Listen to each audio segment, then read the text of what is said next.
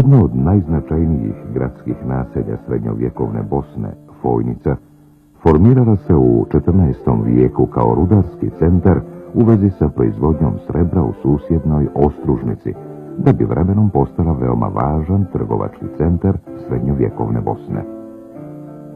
Proizvodnja srebra privukla je brojne dubrovačke zlatare, zanatlije i trgovce, tako da se Fojnica razvija u najjaču dubrovačku koloniju srednjovjekovne Bosne 15. vijeka. Brojni podaci u Dubrovačkom arhivu svjedoče o životu, radu i materijalnoj kulturi Fojnice tog vremena. Međutim, malo je materijalnih ostataka u današnjoj Fojnici koji svjedoče o tom vremenu, ali postoje toponimi i narodna predanja koja se vezuju za taj period.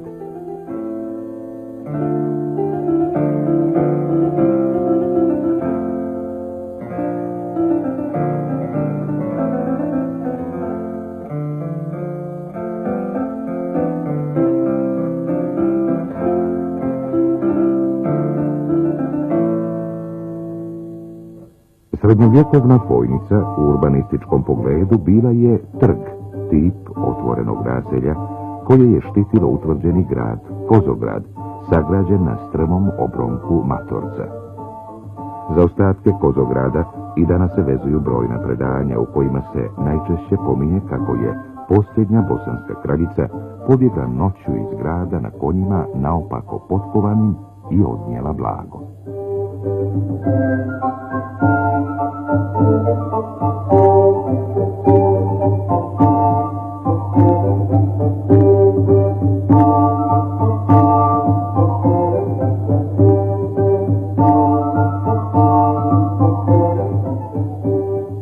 Značajno mjesto u životu srednjovjekovne Fojnice zauzimao je samostan sa crkvom Svete Marije, na koju je sjećanje sačuvano u narodnom predanju. Ova crkva bila je smještena na lokalitetu koji se i danas zove Crkovište, a nalazi se na zaravni u sastavu lokaliteta Pazarnice, na kome se i do najnovijeg vremena održavao pazar. Pazarnice su, najvjerovatnije u srednjem vijeku, bile trg-centar ekonomskog života Fojnice.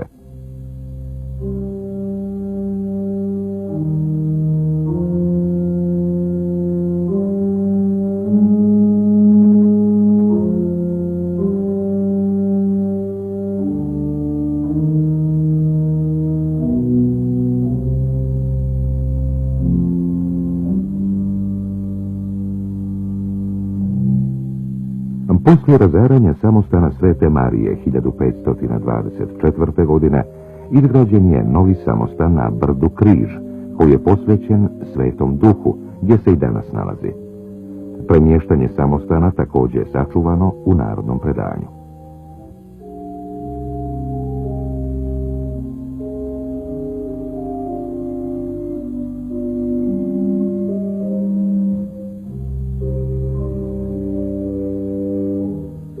Pored značajne kulturno-prosvjetne aktivnosti u prošlosti, danas je samostan poznat i po vrijednoj muzejskoj zbirci, bogatoj biblioteci i arhivu.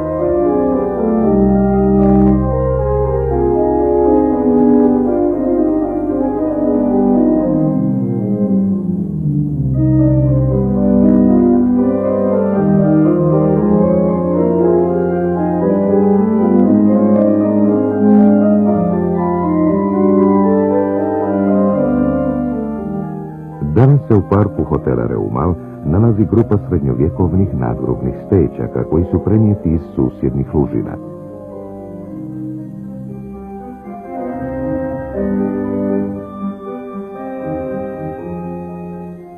Stećke, iako pripadaju srednjovjekovnoj bosanskoj tradiciji, ne možemo vezati za dubrovačko stanovništvo Fojnice.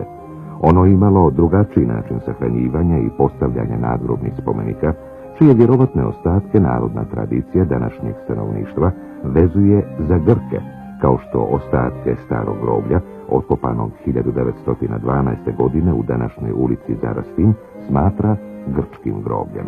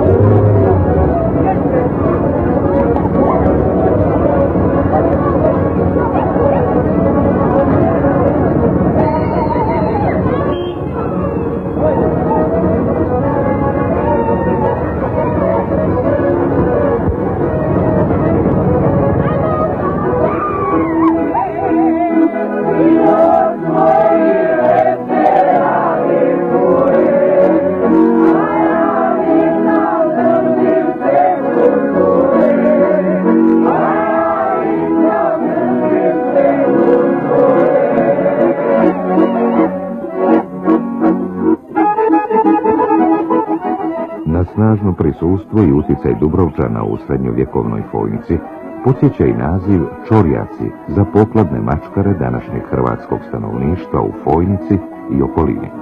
Naime, početkom 19. vijeka Vuk Karadžić je zabilježio da su u Dubrovniku za vrijeme Republike u toku poklada po gradu išle igrajući i pjevajući maskirane grupe Čoroje, Vila i Turica, praćeni bubnjarom. Čoroje je imao haljinu čupavu, po kojoj su bili isprišivani repovi, ponajviše lisičiji, na licu obrazinu, u ruci zelenu grančicu ili kitu cvijeća.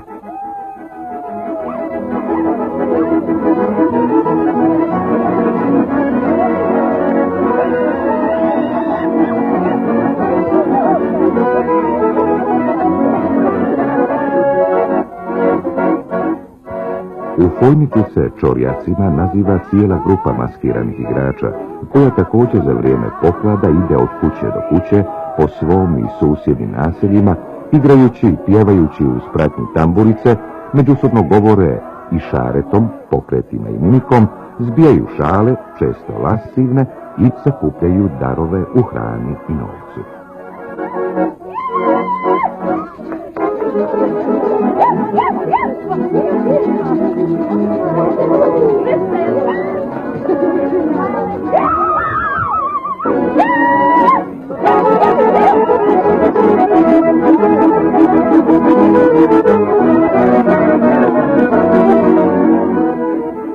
Garavljenje, čađi, igra također važnu ulogu u maskiranju i šalama.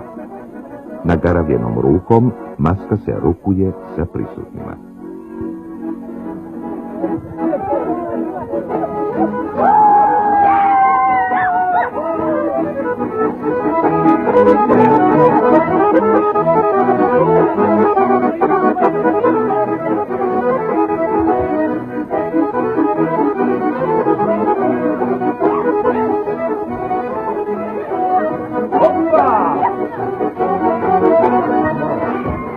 Svi su maskirani na različite načine, ali je obavezna maska od kozje kože sa dlakom okrenutom napolje, na tijelu i licu, sa rogovima, bradom od kadulje i brkovima od kozje grepa.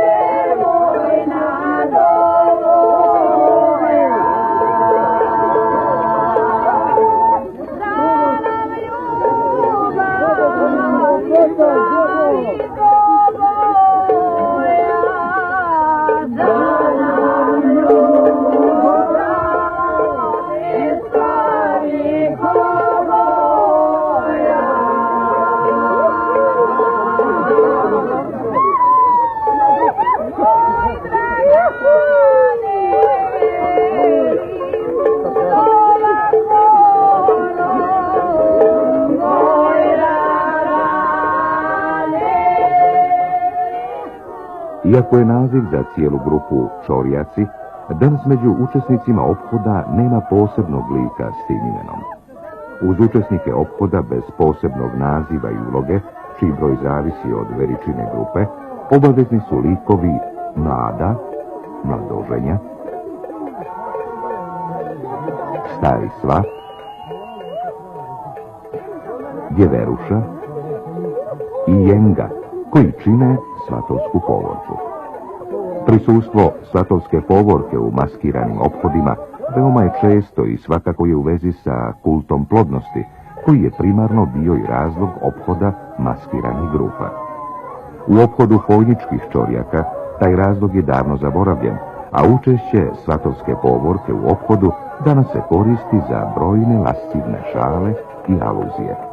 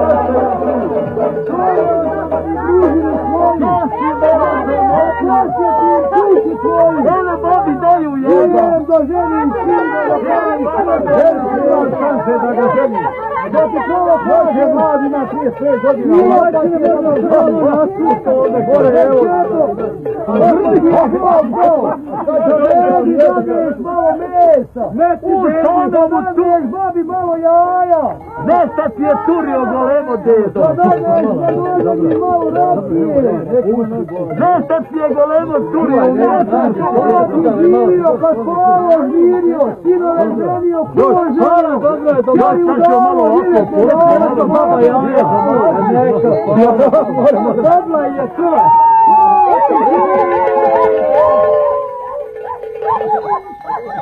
Oće, hvala da noćine.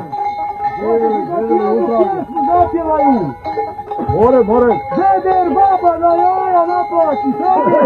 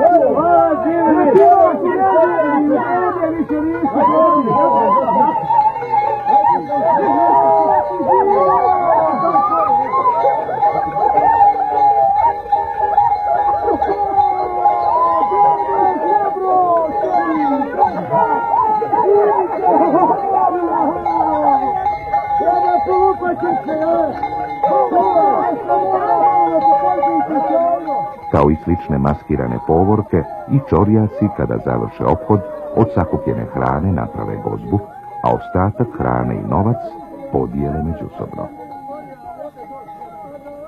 Drago društvo, pošto smo prodali, prošetali, vidjeli svega i svećega, dobra i zla, i nadavili su nas, i dali su nam, i zaradili smo nešto, znate. Sad treba da malko pocijelimo, poprelimo, ono što smo dobili, sad ćemo ovdje fino podijeliti, proveseliti se, kad nam nestane, zna se gdje ćemo. Ima gostiona, ima svega. Pa ćemo navrijeti, a evo sada ima nešto u ovoj torbi, a imam 3 društva. Evo vidiš, ovdje imam jedno društvo iz Svojnice, a drugo je iz Luka kod Gojevića, a treće je iz Kiseljaka. Pa moram nekako, imam ovdje u ovoj torbi svega, moram malko svima ponešto dati.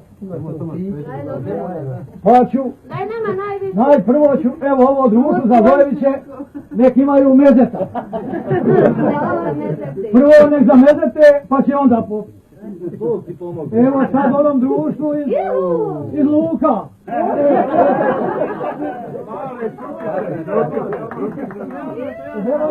Vidiš, ima nešto smo i od pića zaradili. Evo nek nam nije ćeba.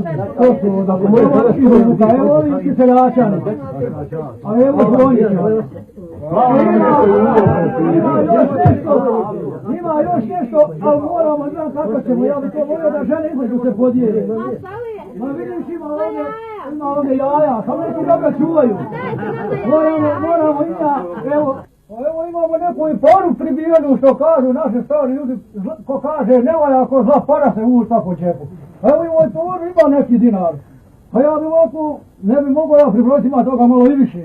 Evo tebi, prijatelju dragi, pa ti s njima, Bog ti dušati, a ti sad znaš.